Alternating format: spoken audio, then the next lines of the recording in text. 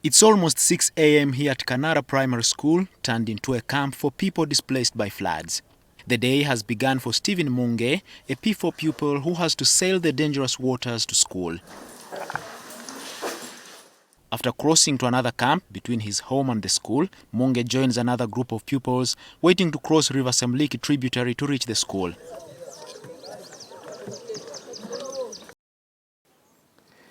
For these pupils of Kanara sub-county, where the schools were submerged, schools reopening meant they have to go through this twice every day for them to be able to attend school.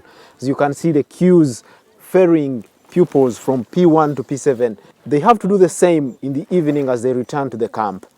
This happens to many pupils of Rwangara, Kachwankumu and Umoja primary schools. Some pupils wake up as early as 4 a.m. to beat the routine, sailing the deep waters every day without even life jackets. Sailing on the deep waters every day without even life jackets. Nitimuka na tochi. Tukuimuka, tukwata katochi keti, tanduka mhanda gweja ntwidi. Tukaimuka kara, abamato bayanga kutuhimba, abamato bayanga. Tuikara tukaruga kule waseibiri chaimani yejao. So the challenge we are facing, one, those runners, sometimes they reach the school late because they don't normally get the boats to cross in time. Then secondly, this is most especially the tributary for Semliki is harboring some dangerous animals. Like the hippos are within, the crocodiles are within. Chamukaga, ngera mwezi niswaka senta nisasuraze buzamu asasurabu nizakulfiz. So we have tried to ask the parents to cross the children in waters when they are going to school, and we have told them in case you are not ready that day, the child should rather keep home. I use a motorcycle to travel there. I leave it across at the police station. Then I cross the swamp. I go to my home. And then in the morning, I wake up, I cross the swamp, and then I come to the motorcycle, I move. I pay 4,000 daily, and then plus fuel.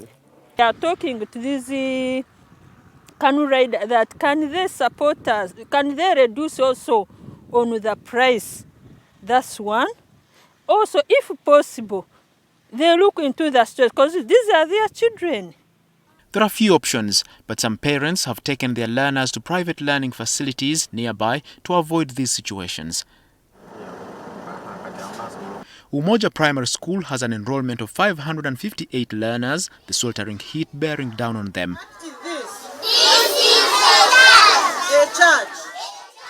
Two classes, except Primary 1, have to share one of these 4 tents donated by UNICEF. This is the wall that separates these two classes, P6 here and P7 the other side. And some of the pupils have told us that it's difficult for them to concentrate as the two classes are going on concurrently. They make a place for us, another class. We want us to build for us another class, another room. We'll be alone. When you are there teaching, or when you are there, even the learners, the thing becomes very hot, as if you are in a flamping. These pupils' challenges are coupled with limited teacher numbers, poor housing for teachers, lack of food for lunch, lack of clean water, and no sanitary pads for girls. Teachers say many learners spend most of their time dozing as they cannot sleep at night because their parents run noisy bars in the camps where they stay.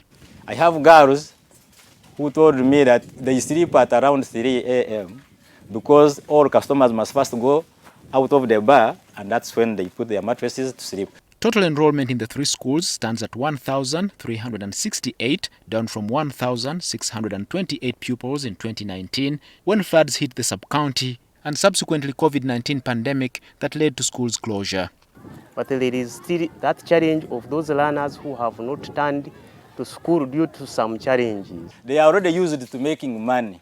They are already having bosses who employ them to go on water and make money. So they are comparing now going to the lake and going to the school.